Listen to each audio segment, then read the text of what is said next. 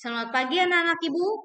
Jumpa lagi bersama Ibu di tahun ajaran 2021-2022 semester 1. Kita akan berjumpa lagi. Jadi jangan bosan-bosan dengan Ibu.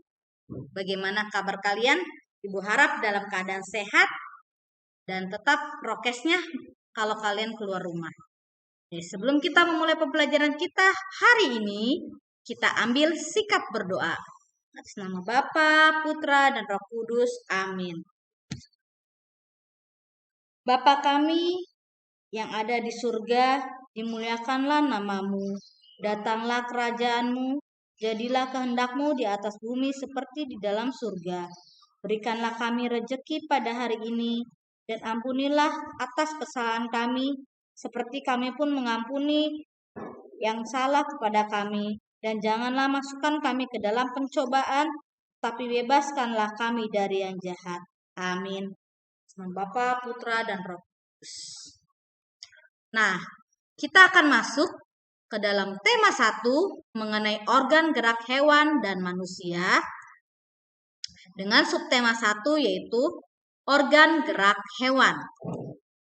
Dengan cakupan materi kita, kali ini ada IPA, Bahasa Indonesia, Seni Budaya, PPKN, IPS. Kenapa banyak? Karena Ibu menyatukan 2 pembelajaran, yaitu pembelajaran 2 dan pembelajaran 3.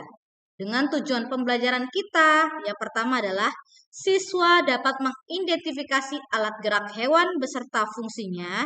Yang kedua, siswa dapat menyusun paragraf berdasarkan teks visual. Yang ketiga, siswa dapat menyebutkan fungsi organ hewan. Yang keempat, siswa mampu mengidentifikasi gambar ilustrasi atau gambar cerita.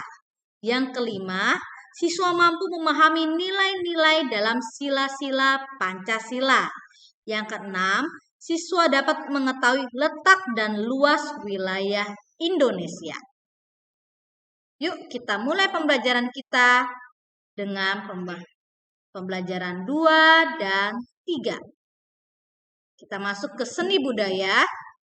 Yang pertama adalah, apa sih gambar cerita itu? Gambar cerita adalah sebuah gambar atau urutan gambar yang saling berhubungan satu dengan lainnya, membentuk sebuah cerita. Nah, contohnya gambar ilustrasi. Ya, misalkan Ibu menyertakan suatu gambar cerita atau foto, kalian ceritakan gambar tersebut dalam bentuk sebuah cerita. Nah, itu disebutnya gambar cerita. Nah, adapun gambar ilustrasi dibedakan menjadi 2. Kita lihat foto sebelah kiri adalah gambar ilustrasi dengan foto. Di situ fotonya apa? Ya, betul, foto belalang. Karena berkaitan mengenai hewan ataupun makhluk hidup, makanya Ibu ambil foto belalang. Yang kedua, sebelah kanan gambar ilustrasi dengan gambar tangan. Jadi, gambar yang sebelah kanan ini adalah gambar arsiran yang kita peroleh dari tangan. Selanjutnya, dalam membuat gambar ilustrasi memiliki langkah-langkah. Yang pertama, siapkan alat dan bahan. Nah, alat dan bahan ini terbagi dengan 2 teknik. Yang pertama teknik ring, yaitu pensil. Kalian tahu kan pensil? Kemudian krayon, arang, atau kapur. Yang kedua ini adalah teknik basah. Ya, bukan teknik kering, ini ada kesalahan, adalah teknik basah, yaitu cat air, cat minyak, tinta, atau air. Setelah kita menyiapkan alat dan bahan, kita menentukan gagasan atau tema gambar. Misalkan kalian mau bertemanya mengenai apa? Makhluk hidup. Berarti sudah tergambar tuh. Berarti tentang gambar yang akan diceritakan atau gambar ilustrasinya adalah mengenai hewan ataupun manusia. Yang kedua, selanjutnya adalah membuat sketsa dan sempurnakan gambar. Seperti gambar yang sebelumnya yang kuda itu, sebelum kalian menyempurnakannya dengan gambar, kalian buat dulu tuh sketsanya seperti apa. Selanjutnya adalah warnai gambar. Setelah kita membuat sketsa, gambarnya sudah sempurna, kemudian baru kita bisa mewarnai gambar tersebut yang tadi. Bisa menggunakan teknik kering, bisa menggunakan teknik basah. Selanjutnya kita masuk ke alat gerak hewan dan fungsinya. Nah, di gambar ibu ini ada gambar apa sih yang bergerak-bergerak ini? Ya, ada rusa. Rusa termasuk hewan apa?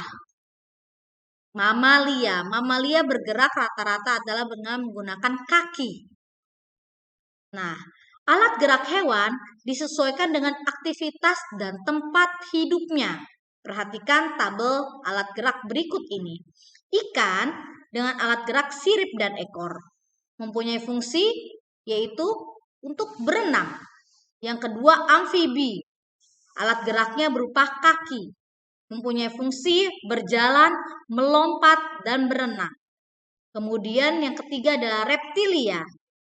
Kaki yaitu buaya, otot perut yaitu hewan ular, dan kaki dayung yaitu penyu.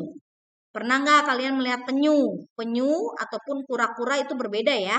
Penyu mempunyai kaki yang jarang atau menyatu. Kalau kura-kura dia ada seperti menjari.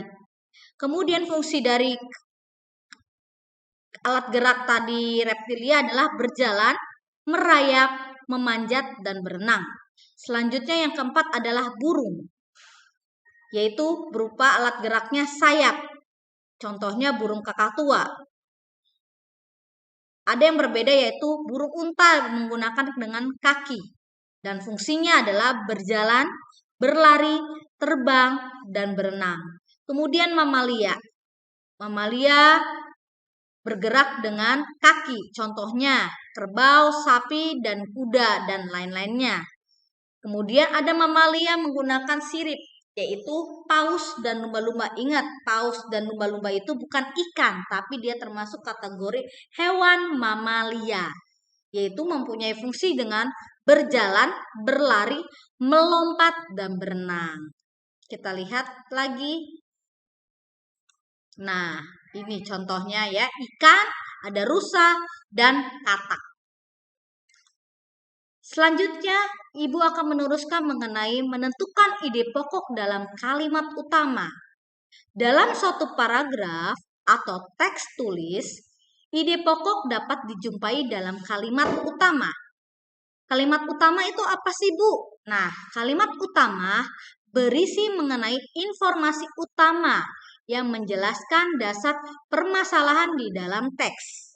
Contohnya, kalimat utama biasanya, ingat, kalimat utama biasanya berada di awal, di akhir, atau di awal dan di akhir suatu teks.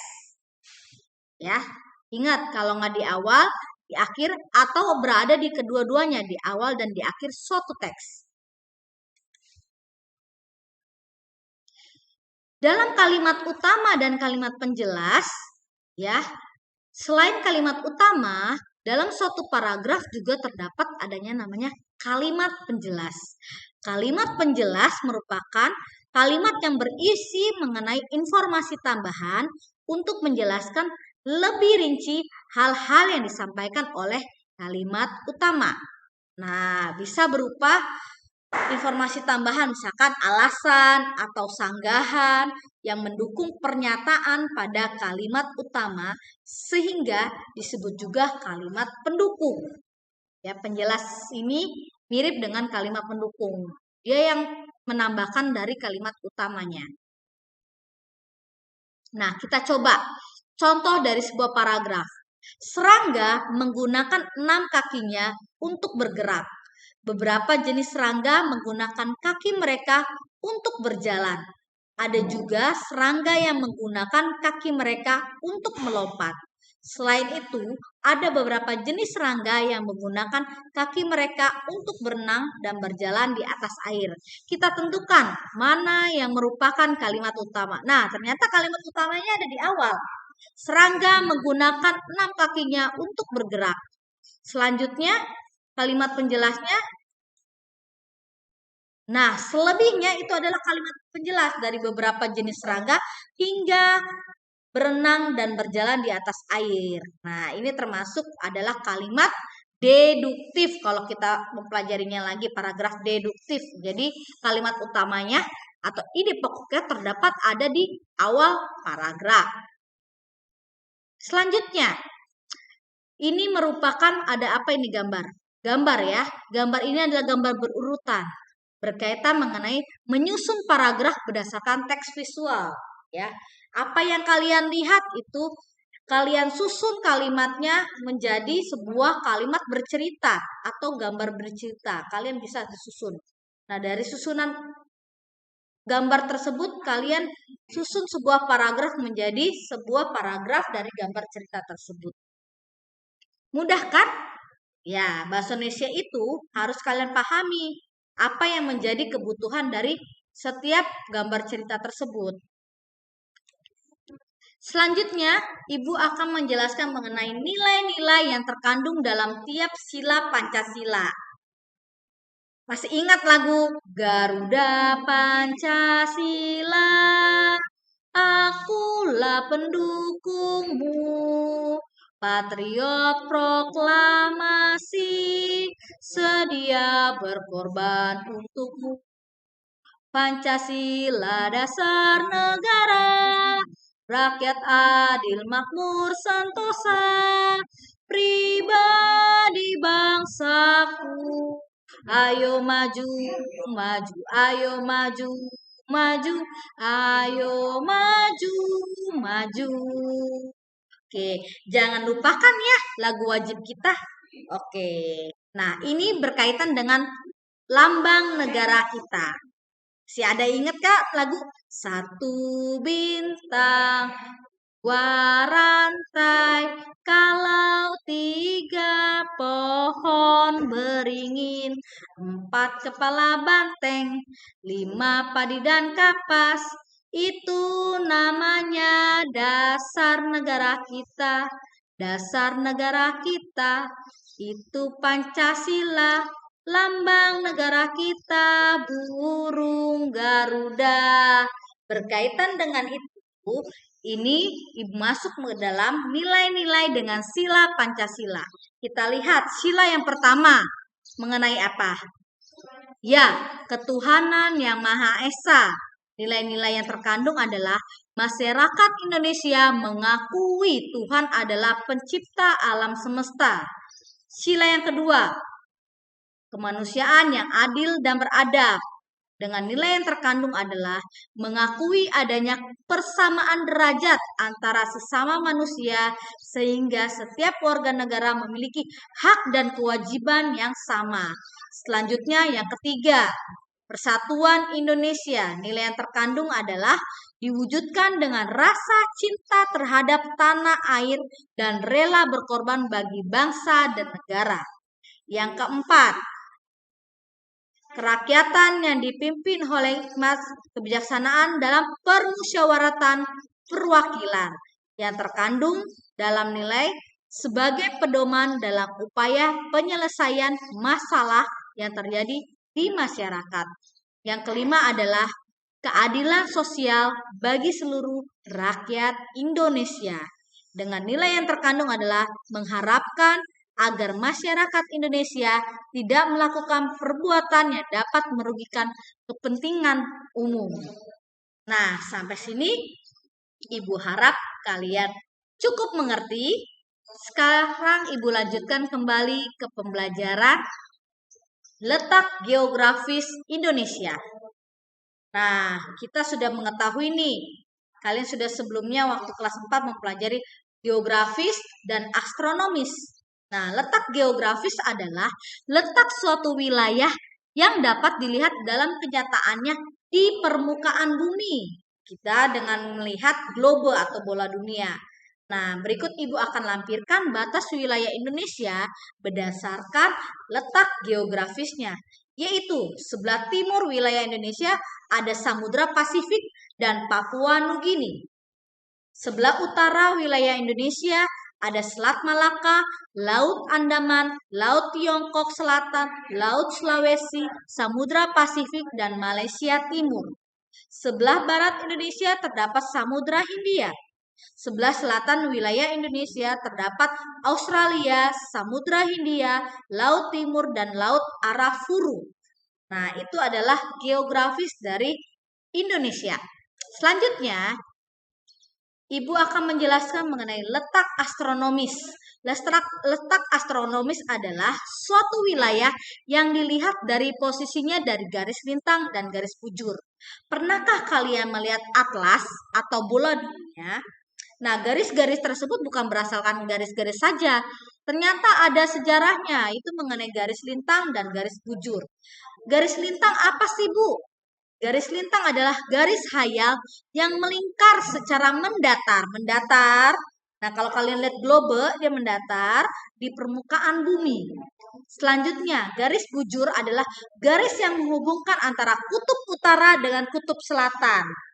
Vertikal, horizontal.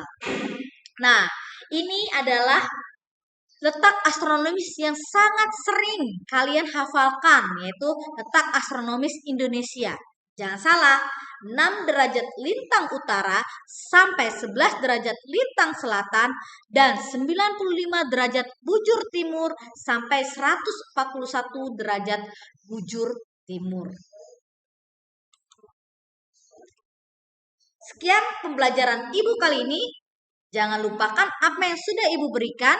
Ibu harap kalian simak dengan baik dan nonton video pembelajaran ini juga dengan baik dan dengan seksama. Jika ada pertanyaan, kalian boleh tanyakan ke wali kelas masing-masing dengan pertanyaan yang baik pula. Oke? Sebelum kita mengakhiri pembelajaran kita kali ini, Ibu ambil kesimpulan bahwa segala sesuatu yang kita pelajari ini berkaitan dengan lingkungan kita. Nah, yang tadi yang Ibu ambil adalah tema 1 mengenai organ gerak hewan berkaitan mengenai semua hal yang berkaitan di lingkungan kita sekitar. Oke, kali ini kita akan mengakhirinya. Mari kita ambil sikap doa. Atas nama Bapa, Putra, dan Roh Kudus. Amin. Salam Maria, penuh rahmat Tuhan sertamu, terpujilah engkau di antara Maria. Santa Maria Bunda Allah, doakanlah kami yang berdosa ini sekarang dan waktu kami mati. Amin. Sama Bapa, Putra, dan Roh Kudus. Sampai jumpa di pembelajaran yang akan datang. Dadah.